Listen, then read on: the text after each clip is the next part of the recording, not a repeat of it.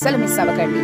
ఎందుకంటే అండ పిండ బ్రహ్మాండాలకు మూలాధారమైన పరాశక్తికి ఉన్నంత శక్తి ఈ ఒక్క రోజుకు ఉంటుంది.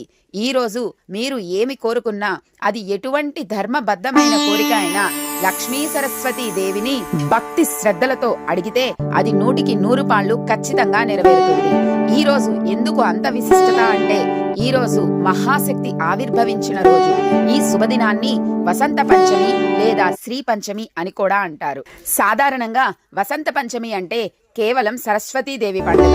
కానీ ఈ పంచమి శుక్రవారం నాడు వచ్చింది. శుక్రవారం అంటే లక్ష్మీదేవికి అత్యంత ప్రీతికరమైన రోజు. మరియు గత 20 ఏళ్లలో ఇలాంటి అద్భుతమైన పంచగ్రహ కూటమితో కూడినటువంటి శుక్రవారం రాలేదు అని మన పండితులు చెప్తున్నారు.